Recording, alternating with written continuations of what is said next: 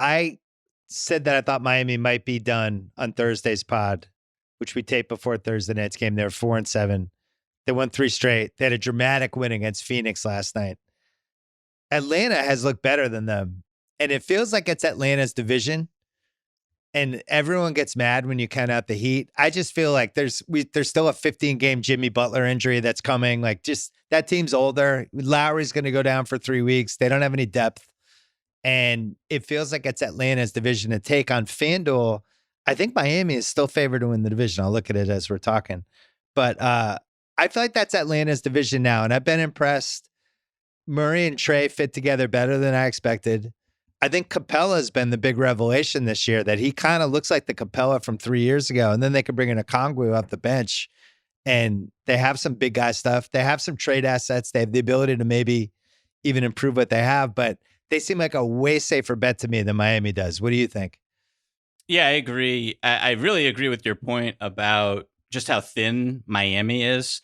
And the on-off numbers right now with Jimmy on offense, when he plays, good offense. When he sits, everything craters. When Bam Adebayo plays, great defense. When Bam Adebayo sits, it's the worst, one of the worst defenses in basketball. Yeah. And I'm waiting, as you said, like, Jimmy's going to have his annual 10, 12 games, and betting against Eric Spoelstra and this team that knows its identity, knows its defensive identity. Didn't really play a good defensive game against the Suns, a Suns team that obviously didn't have Cam Johnson, didn't have Chris Paul. Dwayne Washington was going off from 3, but just kept kind of churning through on the defensive end, and then had a scheme in place to, every time Devin Booker had the ball or in a ball screen action, they would switch it and then double him and force a pass and force someone else to beat them. And they just kind of know what they are, who they are, and still managed to win that game with Jimmy at the end, getting that great stop against Devin Booker. But the fact that it was so close at home, and their schedule right now, they're about to go on the road, road heavy schedule coming up. It could get pretty, I don't want to say ugly. Like, I think this team is just average. I don't think they're very good. I don't think they're very bad. They're average, but that's just not really going to cut it. They have these sequences here and there where things look good, but Duncan Robinson is not hitting his threes. Gabe Vincent's not hitting his threes. It's just a thin team, really dependent on Jimmy Butler, and Jimmy Butler's third on the team right now in usage, and I always want him to be a little bit more aggressive offensively as a scorer. They needed him in that Charlotte game in overtime. I want him to be like that more often, and then that's just not who he is until the playoffs happen. The Butler thing. So last night, like, if you just watch the last 3 minutes, you're like, oh my God, Jimmy Butler. But he only took 12 shots. Mm-hmm. He has the ability to kind of, I don't want to say coast, but he picks his spots because he's older. But then you watch the last 5 minutes, like the defense he played on Booker on that last play was out of control. That was like game 7 defense. And I was watching it wondering, like, in the back of my head, I wonder if he's putting on a little show just in case Phoenix wants to make an offer to a 500 Miami team in 2 months. Maybe, I don't know what it is, but I do wonder, like, I just don't think Butler's made to be on a 500 team. And I think that's another subplot to watch with them. Clearly, they won 3 in a row. They kind of righted their ship a tiny bit, but I just think that's a subplot that we have to watch. If that team is 24-28, because a couple injuries happen or whatever, like, I don't trust him to just be happy in a bad situation. Anyway, putting a bow on that. Hawks, what do you see? Always been a sucker for the Hawks. I love Trae Young. I think he's one of the 5 best offensive players in basketball. Pick and roll genius. His shot has not been falling this year, so I see a little bit of upside when he kind of things turn around a little bit for him. 34% of his shots last year were pull-up threes. Now it's down to 25%. I want him to, jack things up a little bit more. They're not really falling. They will. Dejounte Murray is just...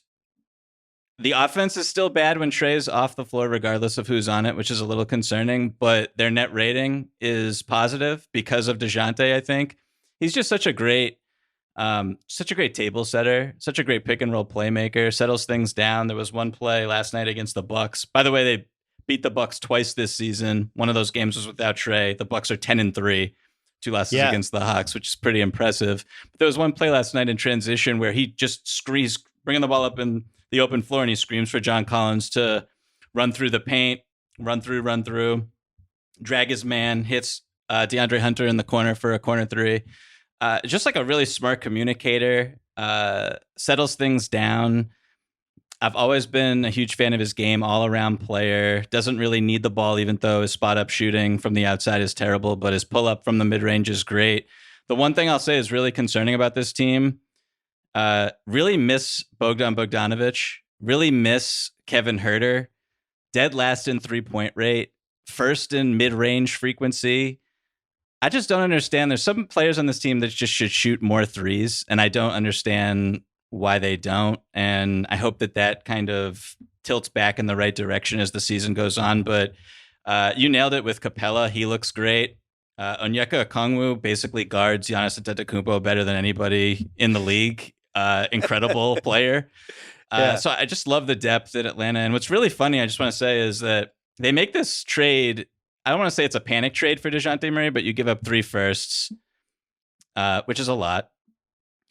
And you look at the roster and it's like they want to win right now, but in 2 or 3 years, that is when this team is going to peak, in my opinion, when Onyeka is kind of coming into his own, when AJ Griffin, who looks terrific, the rookie from Duke, looks shocking.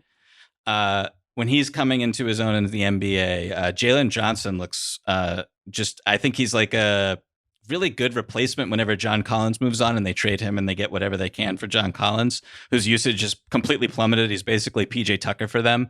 That could go south in the locker room at some point this season. We'll see. But just a lot of really young DeAndre Hunter, who I love. I'm the only person who liked that DeAndre Hunter extension and thought it was a steal for the Hawks. I think I'm the only person alive. 95 million, I think. Something around there. So yeah, when he plays, it makes sense. It's just you never know. Yeah, I like that he gets to the free throw line. Yes, I'm with you. I like him too. I just wish he played.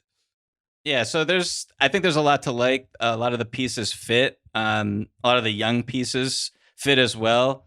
I think they can be good right now, but I think they can be. I don't know if they're a championship contender, but like just a very, very good team for years to come with the young pieces once those guys develop. I'm with you. I wish they had Huerter. I think they're missing even like a Sam Hauser type. They're missing that one guy who's just like the 6'8" guy who just hits 5 threes in the first half of some game and whatever. They just a little bit of 3-point variance. But other than that, I like what I've seen. They're better than I thought. And I thought, I was really concerned about the Trae Murray combo, just like how that was going to work with the steering wheel. But it seems okay so far. Trae will get hot. He'll get going.